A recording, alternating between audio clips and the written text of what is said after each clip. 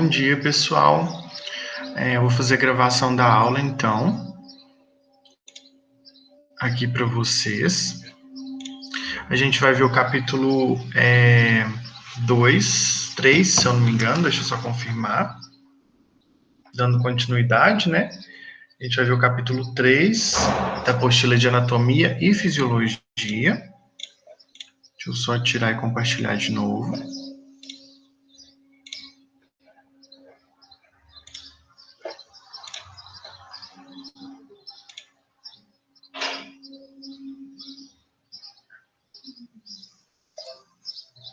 Isso. Então, nas primeiras aulas que a gente viu de anatomia e fisiologia, a gente viu de uma forma em geral, né? A anatomia estuda as partes do corpo, enquanto a fisiologia estuda o seu funcionamento. E dentro aí, né, da área de anatomia e fisiologia, é de extrema importância que a gente entenda um pouquinho sobre as células e tecidos. Então, para a gente começar a falar um pouquinho dessas células e tecidos, eu vou mostrar essa imagem que é muito importante, né, de vocês terem um pouquinho na mente, que é desde o inicinho aqui, e o conjunto de várias estruturas formam o nosso organismo de uma forma em geral, né, no final. Então, aqui, por exemplo, nós temos o conjunto de átomos. Esse conjunto de átomos, ele vai se formar em moléculas.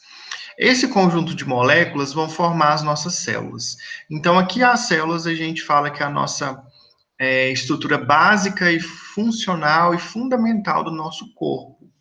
Então, a gente tem milhares de células e cada célula, um grupo específico, é responsável por determinada função. Então, o conjunto das nossas células tendem a formar os nossos tecidos. Até aqui, ó, de átomo aos tecidos, nós falamos que é nível microscópio.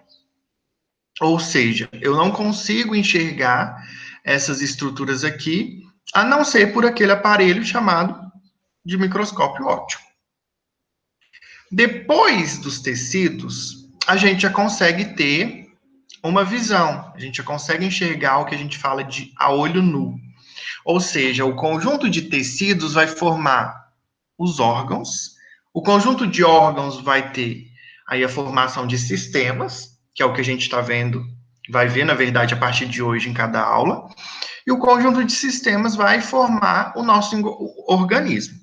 E de uma forma em geral, vários organismos formam uma população. Então, de órgãos, sistemas e organismo, eu consigo enxergar a nível macroscópico. Sempre lembrando que a palavrinha micro é pequeno e macro é grande. Então, de átomos a tecidos, eu não consigo enxergar a olho nu, só com aparelho microscópio. E de órgãos ao organismo é macro.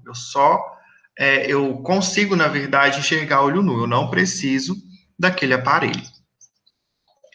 Então, o que são células, né? A gente está vendo aqui essa estrutura arredondada, com uma parte mais clara, e bem no meio aqui uma parte mais rosa, como se fosse um ovo mesmo. A célula, ela tem essa estrutura mais arredondada. No meio aqui, a gente tem o núcleo da célula, que são estruturas que guardam as nossas informações.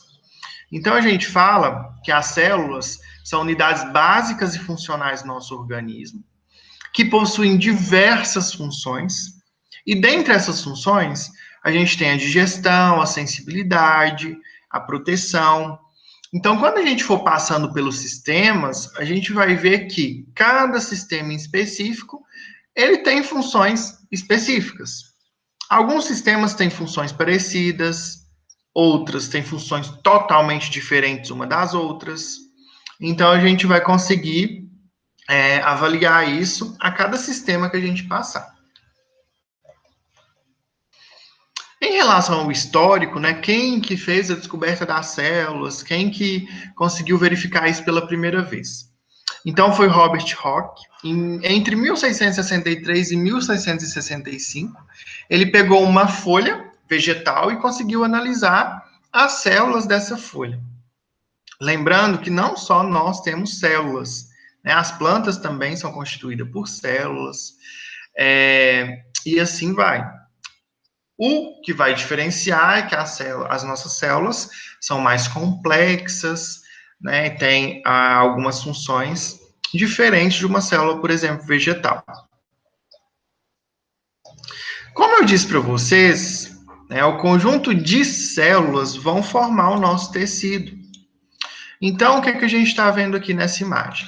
Aqui a gente está vendo uma lâmina que foi levada ao microscópio, né, como eu havia dito, a gente não consegue enxergar a célula, a gente não consegue enxergar o tecido, só a nível microscópico. Então, isso aqui é uma foto. Aqui no meio, deixa eu só realçar aqui para vocês entenderem melhor.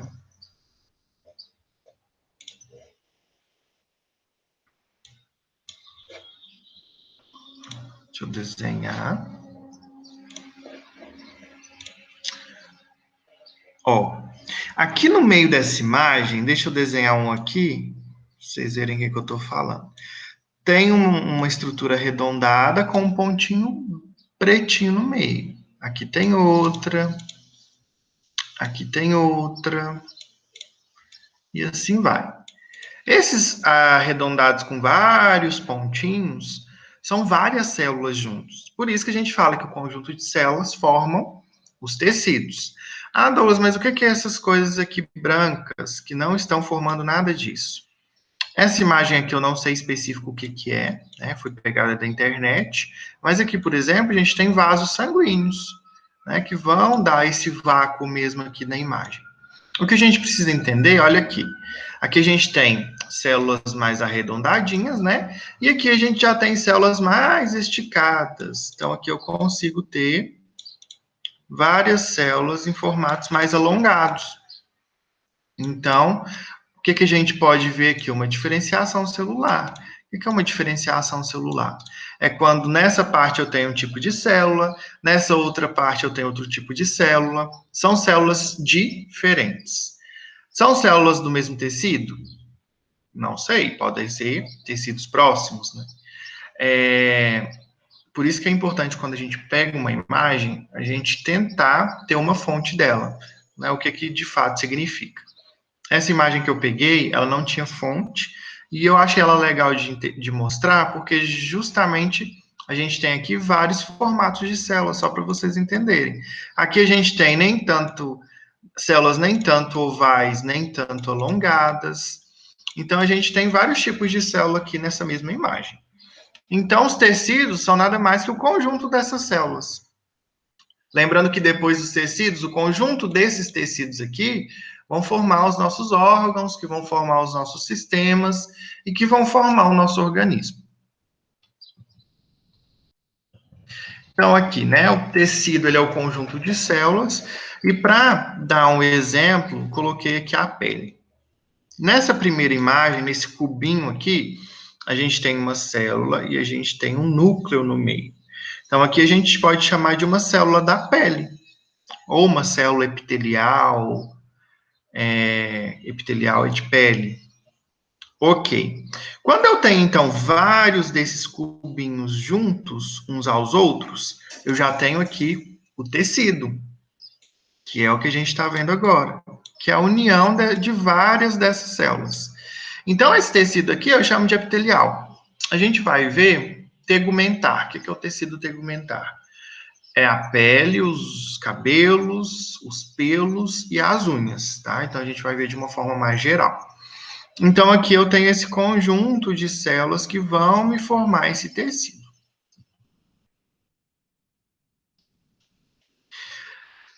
E é isso que a gente vai ver a partir de agora dentro dos sistemas.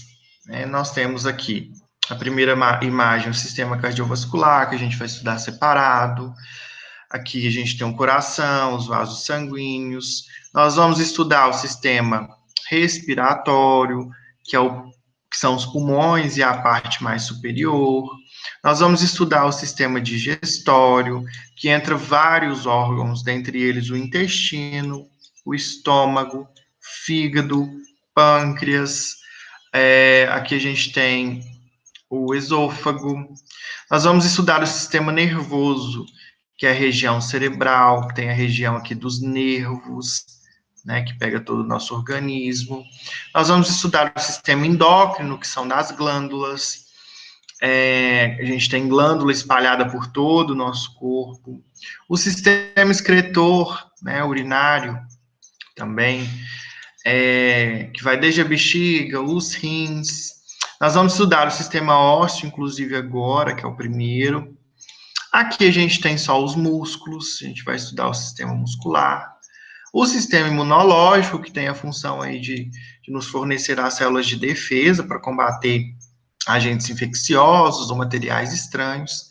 E aqui a gente tem o sistema linfático, que é um tipo também de sistema, né, que percorre o nosso corpo, que está muito interligado aqui com o sistema imunológico, porque é nele que acontece o amadurecimento, o desenvolvimento de linfócitos, né, que são células de defesa, e esses vasos linfáticos que a gente chama, que vocês estão vendo aqui em verde, fazem com que esses linfócitos percorram por todo o nosso corpo.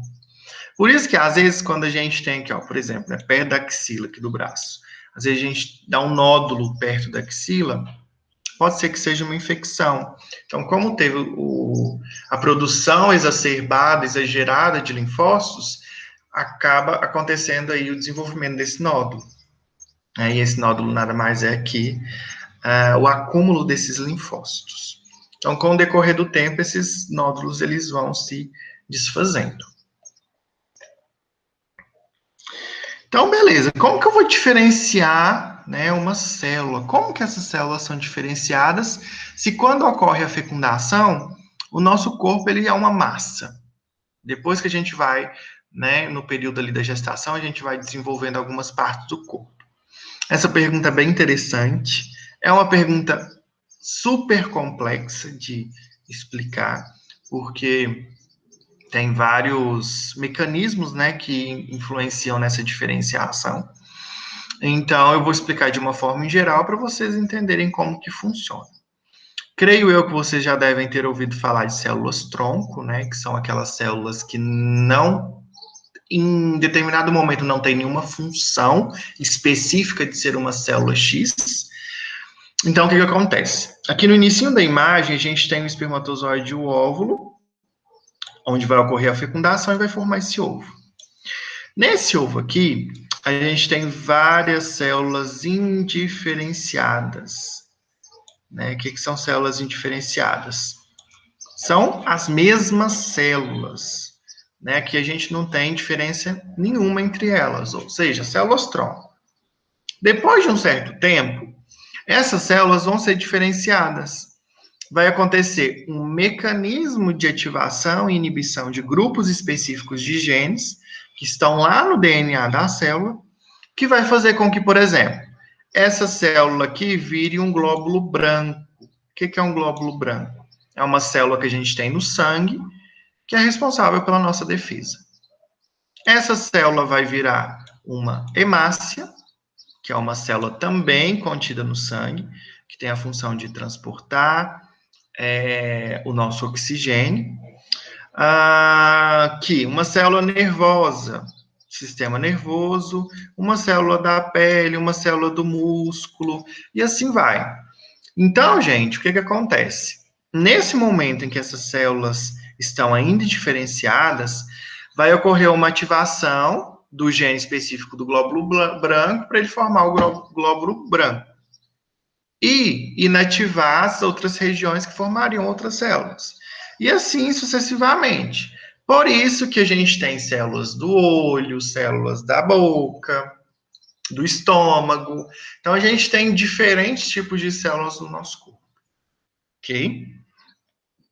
Então, aqui, ó, como eu disse para vocês, a diferença está na ativação e inibição de grupos específicos de genes que determinarão a função de cada célula.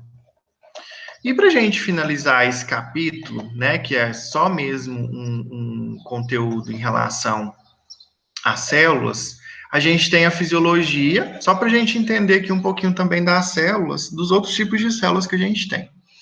Aqui, por exemplo, a gente tem a célula, né, a gente tem a bactéria, que é uma célula procarionte, uma célula mais simples.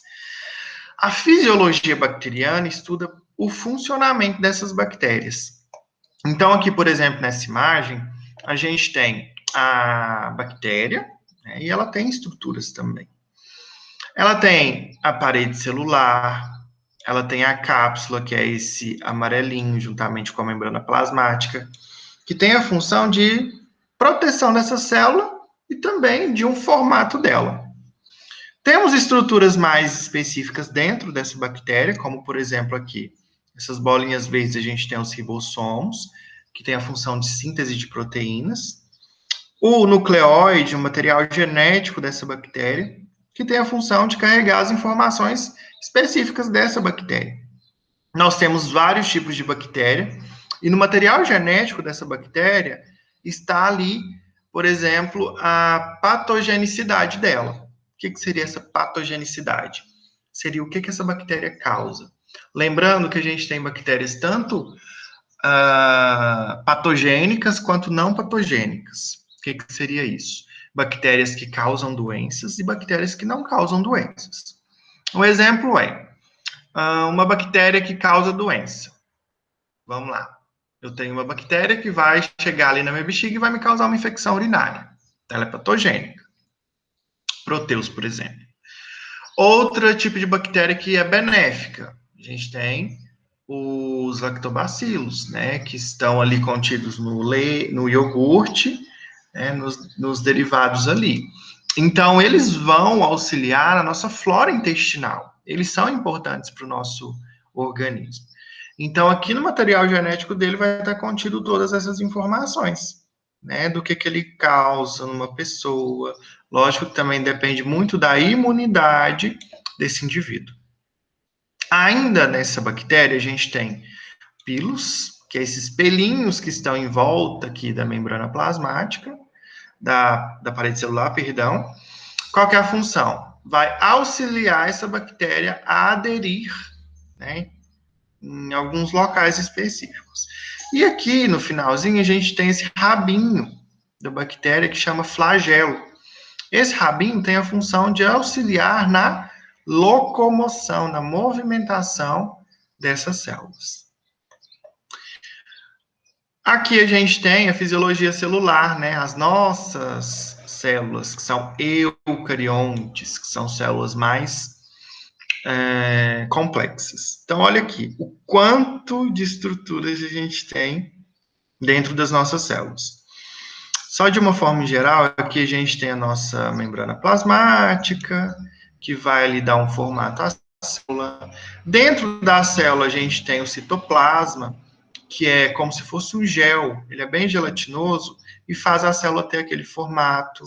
Nós temos também, além lá das bactérias, nós temos os ribossomos. São pequenas bolinhas que vão sintetizar as nossas proteínas celulares. Nós temos aqui o núcleo, que vai guardar o nosso material genético, né, no nosso caso, em relação à cor do cabelo, cor da pele, a nossa altura, probabilidade de ter uma doença ou não, a nossa personalidade, tudo isso está inserido no nosso DNA. A gente tem também esses chinelinhos azuis aqui, que a gente chama de mitocôndria, que tem a função de respiração celular, e assim, né, a gente tem vários tipos de estruturas dentro das nossas células com diversas funções. Nós temos também fisiologia do vírus, né, virótica. O vírus, ele tem uma estrutura um pouquinho diferente da bactéria. Aqui ele tem uma cabeça e uma cauda. Essa cauda, assim como o flagelo da bactéria, tem a função de auxiliar esse vírus a se locomover. Aqui na cabeça tem contido proteínas, né, e o DNA, o material genético, e esse material genético também tem a mesma função ali, né, que eu expliquei das bactérias. Esse material genético, ele mostra o quão viral é esse vírus, né? Por exemplo, a dengue, o vírus ali da dengue, ele tem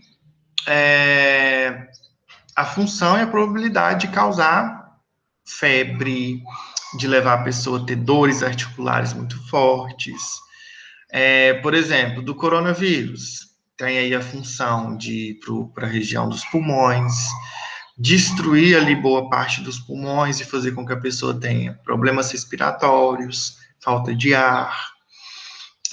O vírus da AIDS, né, tem a função aí de debilitar o sistema imunológico e a pessoa ficar imunodeprimida, né? O que é imunodeprimida? Uma pessoa que tem um sistema imunológico fraco. Então, cada vírus, assim como as bactérias e os parasitas, tem ali no seu material genético, né, a sua patogenicidade, né, o quão ele é patogênico ou não. Como eu disse para vocês, nós temos a fisiologia vegetal também, é bem parecida aí com um pouco com as nossas células, porém a gente tem aqui uma diferencinha, né? Os cloroplastos têm a função aí de fotossíntese.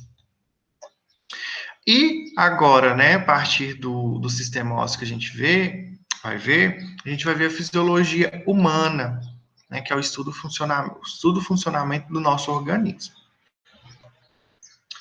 Então, agora eu vou parar de compartilhar aqui.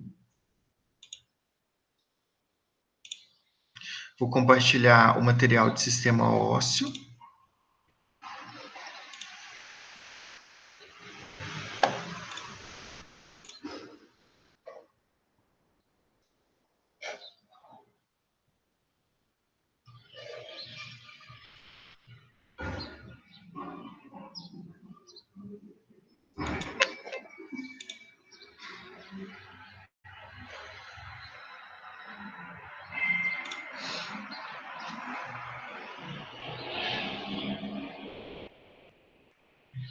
Então, agora a gente vai adentrar mais no sistema do nosso corpo, né, em cada um dos sistemas. E a gente sempre inicia com o sistema ósseo.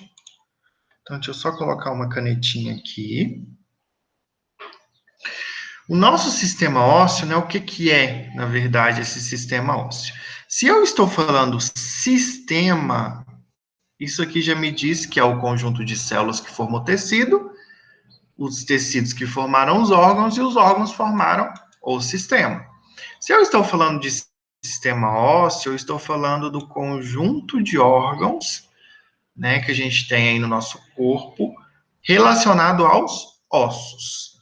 Então, o sistema ósseo nada mais é que o conjunto de ossos que compõem todo o nosso organismo, o nosso corpo humano. Se eu estivesse falando de sistema muscular, eu estaria falando do conjunto de músculos que formam o nosso corpo. Então, o sistema ósseo nada mais é que o conjunto de ossos que compõem o corpo humano. Os ossos, pessoal, tem um aspecto duro, tem um tecido conjuntivo fibroso, ele é rico em cálcio. O que acontece? Quando a gente alimenta, né, a gente tem uma alimentação saudável, a gente consegue adquirir aí o cálcio ou do leite, dos seus derivados, ou então de verduras verdes escuros, a gente acaba tendo aí uma ingestão de cálcio. Então, esse cálcio vai adentrar para os ossos.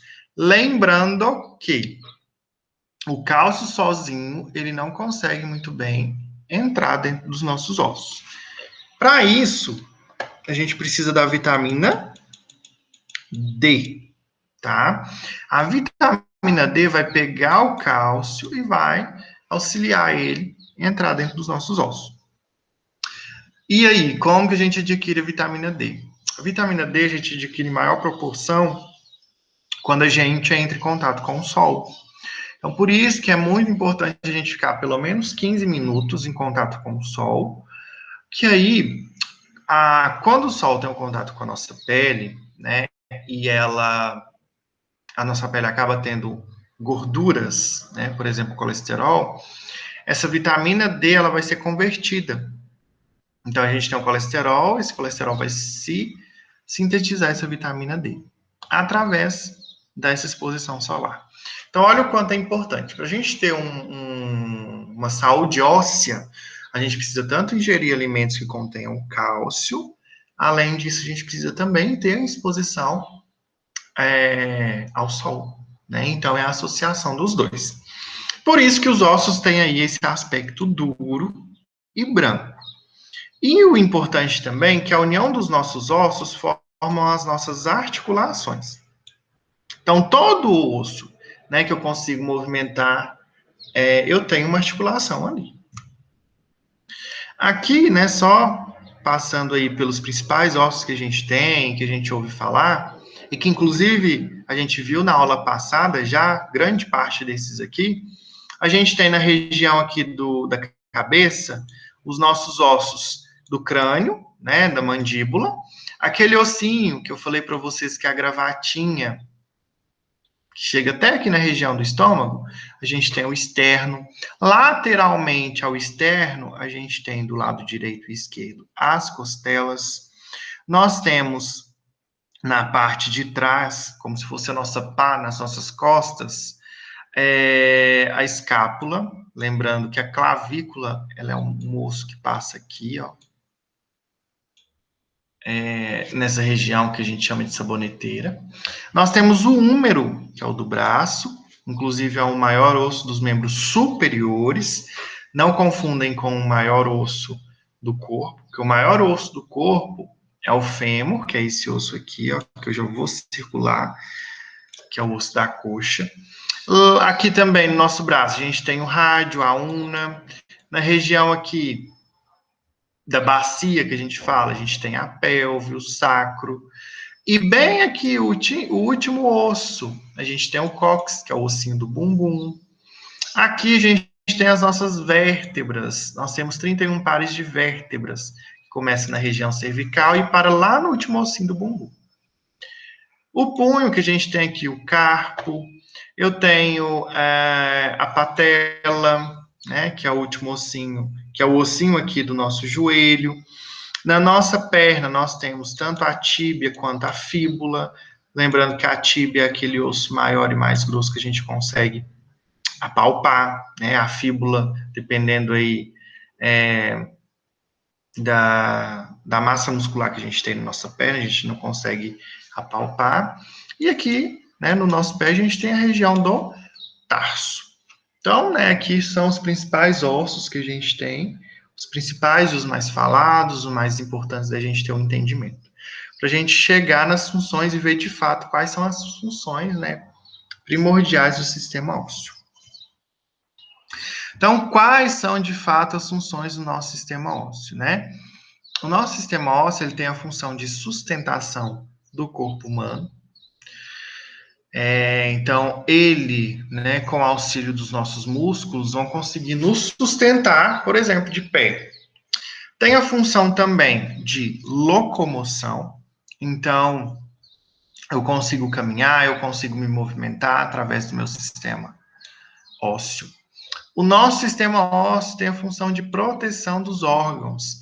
Então, por exemplo, as nossas costelas protegem, junto com o externo, protege nosso coração, os nossos pulmões.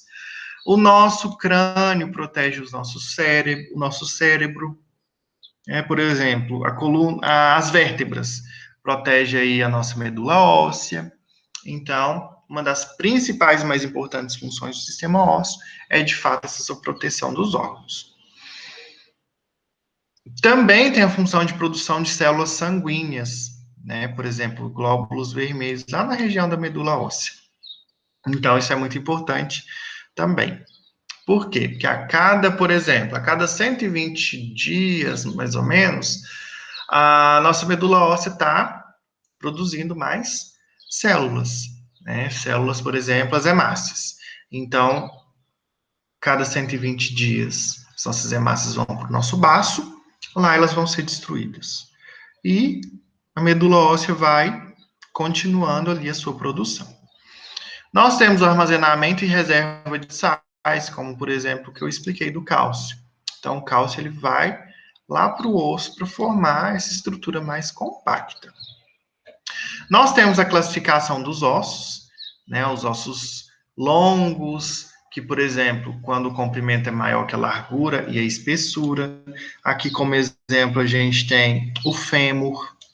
Esse capítulo já é o capítulo de classificação dos ossos. Então, quando o comprimento é maior que a espessura, a gente tem os ossos longos. Aqui no carpo, né, no punho, a gente tem vários ossinhos, que são aqueles 4 ossos pequenininhos.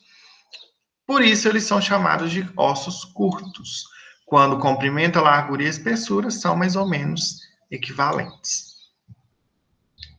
Nós temos os ossos que a gente chama de ossos sesamoides, né, que são pequenos ossos dentro de tendões ou cápsula articular. Então, aqui, por exemplo, a gente tem uma patela, né, onde tem aí, por exemplo, as articulações, né, no joelho, principalmente, nós temos uma articulação bem complexa, onde além ali da patela, em ligação ali com o fêmur, com a tíbia, a gente tem um líquido também que vai lubrificar esse joelho para a gente conseguir ter essa movimentação. Nós temos os ossos laminares, onde o comprimento e a largura predomina a espessura. É como se fosse lâminas mesmo, né? Se a gente for reparar esse formato desses ossos. E exemplo desses ossos são justamente aqueles atrás que eu mencionei, que é a escápula, que a gente chama de pá.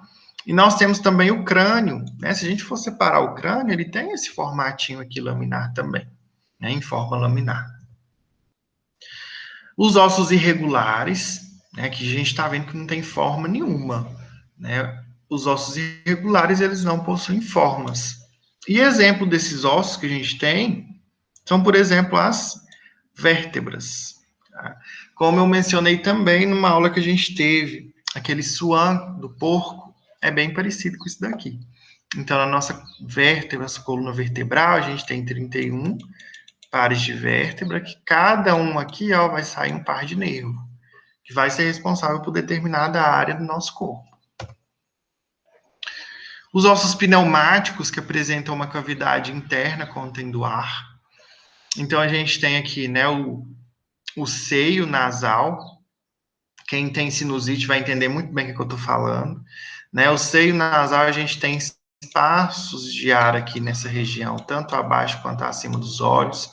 Então, quando tem o preenchimento desses seios nasais, o que acontece? A gente tem o acúmulo de secreção, por isso que dói tanto quando a gente tem uma sinusite, né? Por isso também que ele é chamado de pneumático. E as articulações, como eu também já havia mencionado, que é a união entre os ossos e as cartilagens. Então, aqui a gente consegue ter uma movimentação, né, de um osso para o outro. Então, tentam aí dar uma observadinha. Quando eu mexo a minha mão para cima e para baixo, eu consigo entender que eu tenho uma articulação aqui no meu punho. Quando eu mexo aqui o meu braço para cima e para baixo, eu entendo que eu tenho articulação na região do cotovelo. Quando eu mexo os meus ombros, quando eu mexo o meu quadril, os meus joelhos, os meus pés, eu entendo que eu tenho articulações. Porque se eu não tivesse articulações nessas regiões, eu não conseguiria, né, ter uma dobradura, eu não conseguiria ter uma movimentação tão maleável. Então, tem muitas pessoas que perdem essas articulações ou desgastam essas articulações. E o que acontece? O osso ele vai começar a ter contato com outro osso e vai ter uma rigidez, vai ter uma dor. Então, dependendo aí, a pessoa vai ter que tomar injeções na articulação para melhorar principalmente aquela região do líquido que foi perdido, que serve para lubrificação.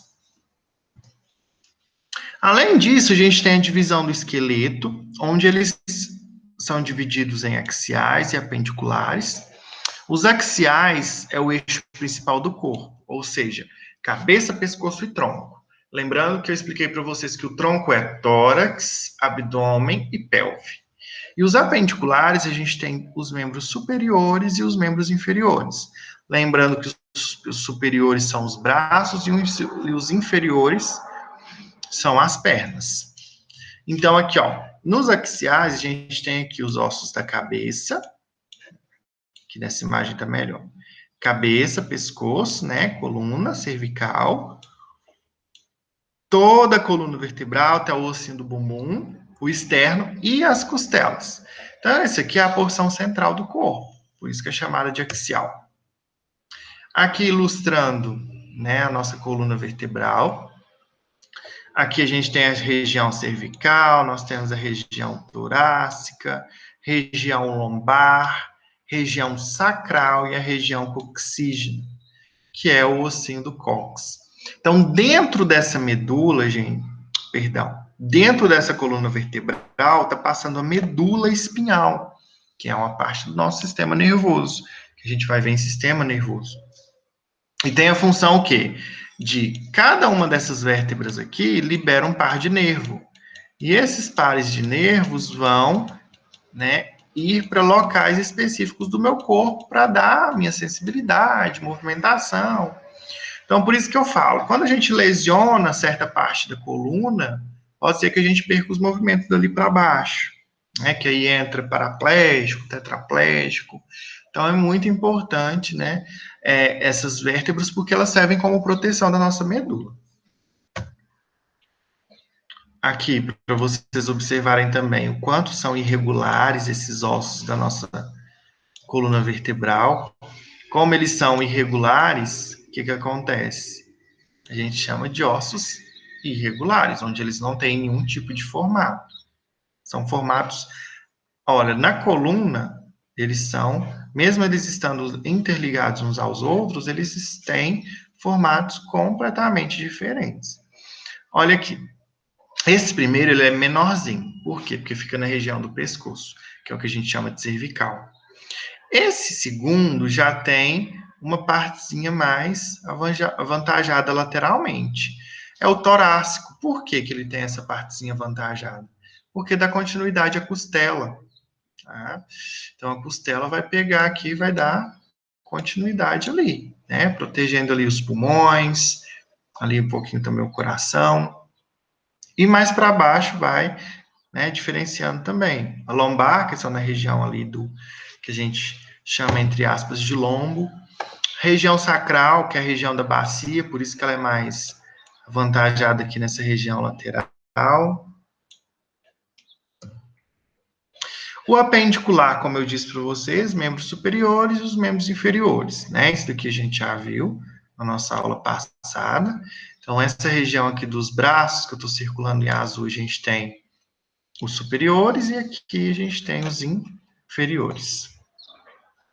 Em relação às patologias, né, para a gente finalizar, nós temos patologias das articulações e patologias ósseas. Dentro das patologias das articulações, nós temos, né, a osteoartrite, que é o desgaste na cartilagem. O que é cartilagem? Justamente naquela região ali da articulação. Inflamação na membrana sinovial, também naquela região, inflamação dos tendões, principalmente no calcâneo. Nós temos a gota, que é o que está aqui nessa imagem, que são cristais de ácido úrico na articulação. Quando a gente tem um erro no metabolismo de proteína, a gente acaba tendo um acúmulo do que a gente chama disso aqui, ó, de ácido úrico. Então, esse acúmulo de ácido úrico vai indo para essas articulações e vão formando esses caroços aqui, principalmente nas mãos.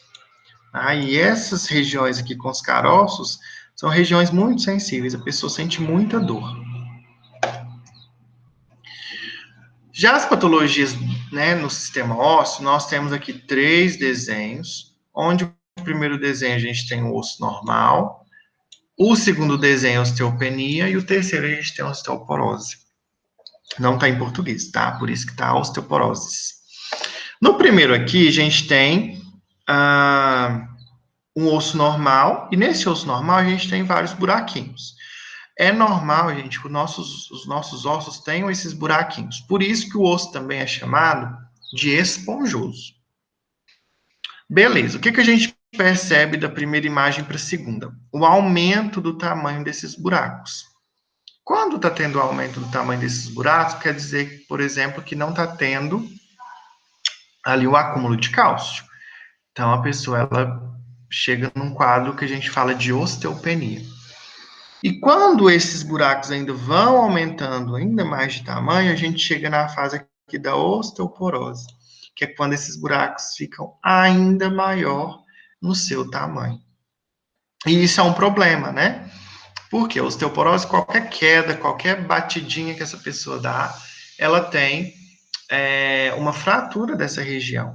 São mais comuns para pessoas que são idosas, né? Ter essa osteoporose, porque ao longo do tempo que a gente vai acabando com esses ossos, aumentando o tamanho aí desses buraquinhos. E qual seria o tratamento? Como eu expliquei lá no início que a gente precisa de uma alimentação rica em cálcio, de vitamina D, nós temos medicamentos específicos para isso. Como assim? Nós temos medicamentos que nele já tem a vitamina D e o cálcio. Então a pessoa toma e ela já vai ter esses dois, né, nutrientes aí para melhorar essa situação que ela se encontra. Não é um mês, 2 meses que uma pessoa que está com osteoporose volta para osteopenia e depois posto normal. Não. Isso dura anos, tá? Por isso que o tratamento ele leva muito tempo. Além disso, na osteoporose, é importante que tenha outras medidas que a gente chama de medidas não medicamentosas, ou seja, que não influenciam medicamentos. E quais seriam esse tratamento não medicamentoso? Temos aí, por exemplo, a retirada de tapetes, né, que pode ser que a gente tenha bastante queda por causa de tapete, disposição adequada dos móveis, evitar aquelas mesinhas de centro, evitar móveis que ficam realmente centralizados ali em algum cômodo da casa. Tentar colocar tudo no cantinho para a pessoa evitar de bater. Evitar o uso indiscriminado de calmante. Quando a pessoa utiliza muito calmante, por exemplo, como por exemplo os idosos, o calmante deixa a pessoa um pouco mais lenta. Então, isso possibilita uma maior queda. Né? Ela pode ter uma maior queda e, consequentemente, uma maior fratura. Exercício físico e exposição ao sol é essencial. Só ressaltando que o exercício físico tem que ser leve, tá? Não pode ser também uma coisa de moderada a intensa, porque isso pode acabar prejudicando também. E tirando a osteoporose, indo para as patologias do osso, a gente tem a bursite, que é a inflamação de bolsas que ficam principalmente na nossa região aqui do ombro, tá? A gente tem o entorse ou a torção, que é quando algum ligamento aqui do pé, por exemplo, né? Estou explicando o pé, mas pode ser em outra região, acaba tendo uma torção mesmo, né? Torce, e acaba ficando arroxeado, inchado, a pessoa tem que tomar anti-inflamatório. A espinha bífida, que é um erro que acontece no embrião. A escoliose, que é quando a nossa coluna fica em formato de S, é importante aí o tratamento. A cifose em C, então essa imagem aqui abaixo, a gente tem a escoliose, né, que é mais em formato aqui de S. A cifose, que é em um C, também, que eu gosto de falar de corcunda. E a lordose, que é uma região também curvada na região lombar. Cifose cervical, mais na cervical, lordose lombar. Então, a gente tem essas duas curvaturas. Temos a osteomielite, né, que é quando ocorre uma infecção nos ossos por bactérias. E temos a polimielite, que é quando ocorre uma infecção por vírus, onde esse indivíduo ele vai ter aí, por exemplo, uma paralisia, que é muito frequente paralisia infantil, por isso que é importante tomar aí as gotinhas para evitar, por exemplo, esse tipo de patologia. Então, essas foram as patologias primeiras que a gente viu das articulações, né? Depois a gente adentrou mais nas patologias do sistema ósseo, dando ênfase aqui na osteoporose, que é uma das principais aí doenças do osso, eu diria que a principal, na verdade. Adentramos também um pouquinho aqui nas outras mais comuns. Lembrando, gente, que vocês vão estar em contato, em maior parte, em grande parte, com indivíduos, né, que tenham essa patologia. que é a osteoporose. Então, o que que acontece? A pessoa, ela vai buscar o medicamento, mas você precisa orientar não farmacologicamente, tá? Então, é muito importante a orientação quando a pessoa vai até a farmácia ou algum familiar vai até a farmácia ou drogaria. Olha, precisa tomar o medicamento certinho, mas precisa ser adotadas também outras medidas não farmacológicas, ok? Vou parar por aqui, porque eu vou passar uma pequena atividade para vocês. E, de forma presencial, quando a gente retornar, sem ser amanhã no outro sábado, a gente dá aí continuidade no sistema nervoso. Tá bom? Então, muito obrigado, tenham um bom dia. Qualquer dúvida, vocês podem me chamar.